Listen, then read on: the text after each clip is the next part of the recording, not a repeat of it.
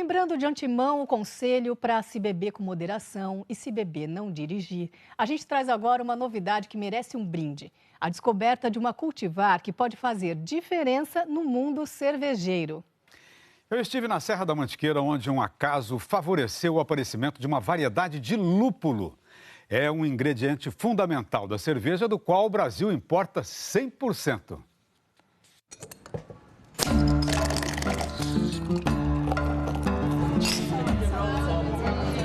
Você já imaginou tanto de agricultura que tem numa cerveja? O estudo começa no campo. Campo de cevada, de milho, de arroz, de trigo. Para uma latinha assim vai parecer pouco, perto de 50 gramas de grãos, só um punhadinho de plantas. Mas o mundo consome cerca de 200 bilhões de litros de cerveja por ano. A matéria-prima para isso ocupa 35 milhões de hectares de lavouras. É uma área do tamanho da Alemanha destinada à produção de cerveja. E o plantio só aumenta para atender ao consumo. Ultimamente, o setor que mais cresce é o das cervejas especiais, destacando-se o produto artesanal. Embora não haja ainda legislação regulamentando a atividade, no Brasil já tem gente fabricando cerveja artesanal em apartamento, em garagem, fundo de quintal, em casinha de montanha. Olha para você ver, cerveja da Serra da Mantiqueira,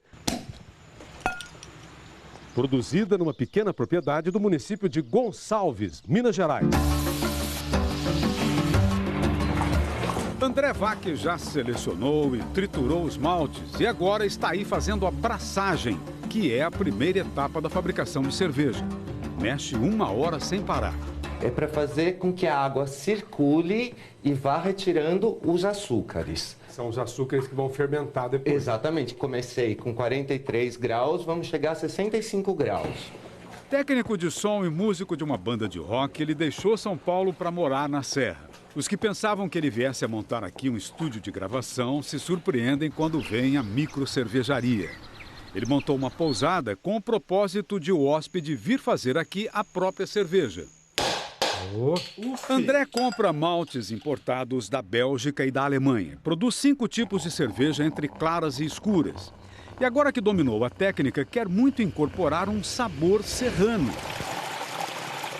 Além da água, claro, que é extraordinária, quer explorar o que na Europa chamam de terroir, coisas que são próprias e características de uma região. O pinhão, a jabuticaba, a japoca é uma frutinha que se assemelha ao physalis.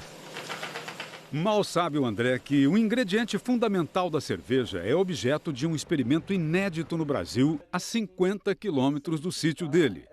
De Gonçalves, Minas, atravessamos a divisa paulista para São Bento do Sapucaí, colado a Campos do Jordão. O que você faria numa propriedade que fica a 1.700 metros de altitude, bordada por bosques de araucária, cheia de pirambeiras e que registra, em média, 40 geadas por ano? Produzir nessas condições, para muita gente, seria uma utopia, um sonho impossível. Pois o proprietário aqui casou a utopia com fruta e fez uma frutopia.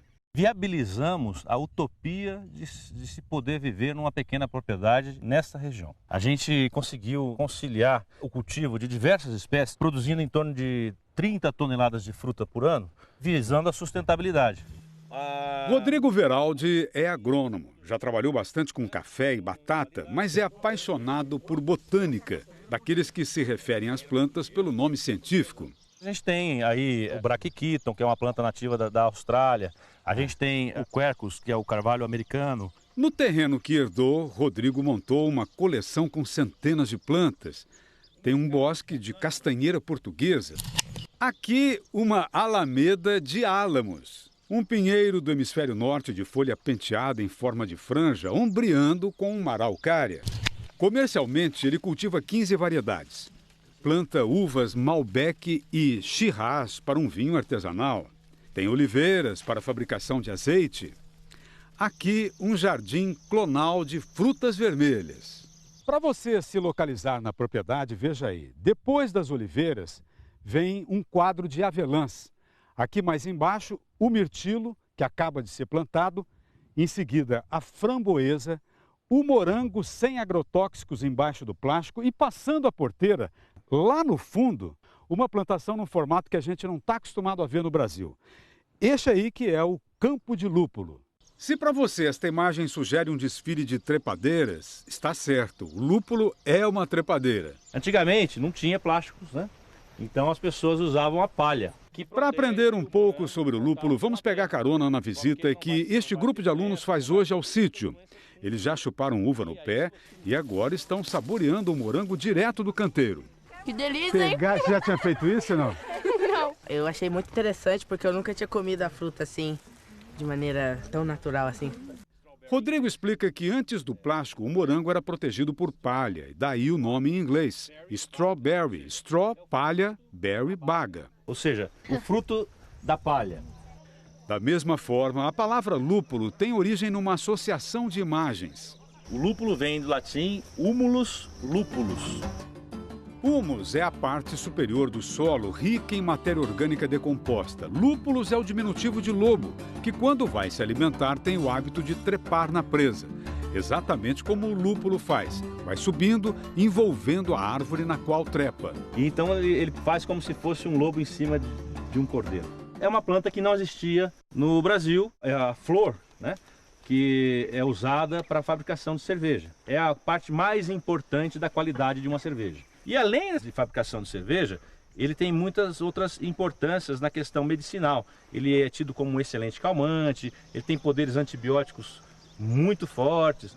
Assim como o tomate, a uva ou o maracujá, o lúpulo é conduzido verticalmente em tutores de 5, 6 metros de altura para facilitar o crescimento das ramas. A produção se dá nos extremos da planta e chega a crescer mais de 30 centímetros por dia.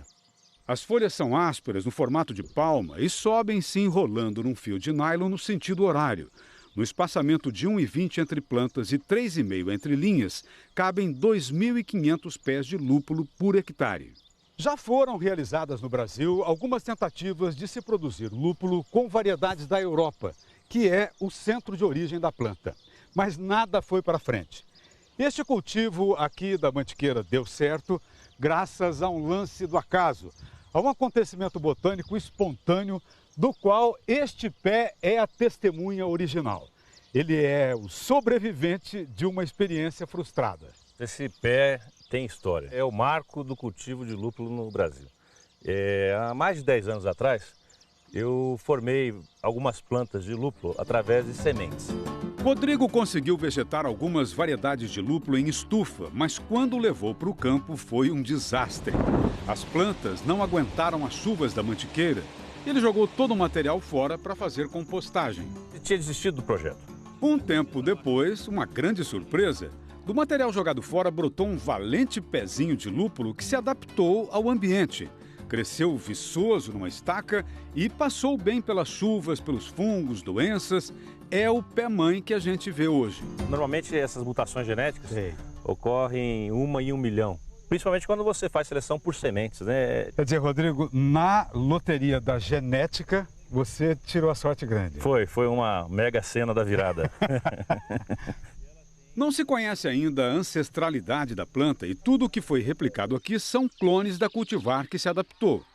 O auge da florada acontece no começo do outono.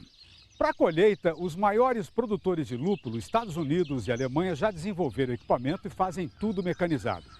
Aqui, a apanha vai ser no braço. Esta é a mesma equipe que fez o plantio. Corta-se a ramagem toda. Significa que, em se tratando de uma trepadeira, vai o pé inteiro, ficando só um toquinho para manter a brotação. A turma está se achando importante, afinal, são os primeiros trabalhadores rurais brasileiros que fazem a apanha do lúpulo. De 0 a 10, qual é o grau de dificuldade aqui para cortar a rama do lúpulo? Uns 3. 3? É bem fácil. É facinho. Não dá para ficar suado? Não dá. O material colhido é levado para uma estufa, onde se separa o que interessa. Você faz ideia do que seja? É a chamada flor do lúpulo, que botanicamente tem o nome de estróbilo, uma estrutura reprodutora. E a matéria-prima... São essas flores, né? E dentro dela, né, você tem aqui o princípio da lupulina, e é uma flor bastante aromática, né? Você percebe aqui os aromas. Eu particularmente sinto muito o perfume do maracujá e de outras especiarias também. A flor do lúpulo é bem levinha, um único pé dá milhares de flores, mas o rendimento fica em torno de apenas 2 quilos por planta. Este pacote tem 100 gramas. A parte importante é o pozinho amarelado, quase microscópico, que fica no interior das brácteas. É onde se concentra a lupulina, usada na fabricação de cerveja.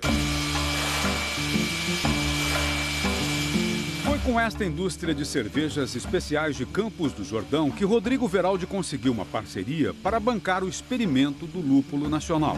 Basicamente, a cerveja tem 4 ingredientes: a água, o malte, que é o grão germinado seco, o fermento, a levedura, que são os micro-organismos que transformam em álcool o açúcar do grão, e o lúpulo, que confere o amargor e acrescenta aromas característicos. O lúpulo mundialmente usado é assim, peletizado. São aquelas florzinhas que vimos, secas, prensadas em cubinhos. Matéria-prima que vem da Europa, Estados Unidos, Canadá, para dar vida ao malte fervido. Poder usar o lúpulo in natura, sim, é um privilégio, diz o gerente de pesquisa e desenvolvimento da Brasil Quirim, Rubens Matos. Esse lúpulo que acabou de ser colhido me dá a possibilidade de eu colhê-lo num dia ou colhê-lo pela manhã e diretamente trazê-lo para a cervejaria e fazer uma lupulagem fresca. Na lupulagem fresca, os cones vão ensacados assim para a caldeira, como se fosse para um chá. As primeiras análises indicam que essa cultivar brasileira é de amargor médio e confere aroma e sabor mais cítrico, floral e frutado. Já foi produzido um pequeno lote de cerveja com uma parcela de lúpulo fresco. Vai acrescentar frescor, vai acrescentar artesanalidade, vai acrescentar regionalidade, porque ele é plantado aqui do lado. Para mim seria maravilhoso, né? O micro-cervejeiro André Vac começou a sonhar alto quando soube da novidade, imaginando os novos tipos artesanais que poderá produzir. Um sabor diferenciado, porque ele seria um lúpulo incomum quando colocado ao lado desses lúpulos tradicionais que todo mundo utiliza. Uma produção de lúpulo local seria excelente já do ponto de vista de custos. O Brasil importa 4.000 toneladas de lúpulo por ano, com um custo superior a 200 milhões de reais. Mas fora a economia de divisas, se der certo, a cultura do lúpulo poderá, num futuro breve, beneficiar o pequeno produtor da mantiqueira. E essa cultura tem total condição de atender a agricultura familiar, porque é uma cultura de fácil manejo, é altamente rentável do ponto de vista de produtividade por hectare e tem a garantia de compra, né, do produto final. Então eu acredito que é uma contribuição e um legado que eu quero deixar para a agricultura brasileira.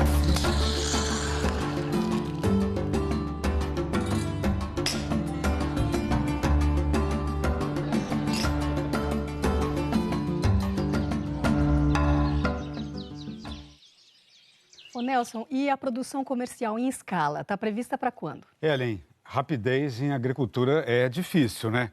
Já começaram a fazer testes com lúpulo brasileiro em outras regiões e a previsão é de que em mais 2, 3 anos os protocolos de cultivo já estejam definidos.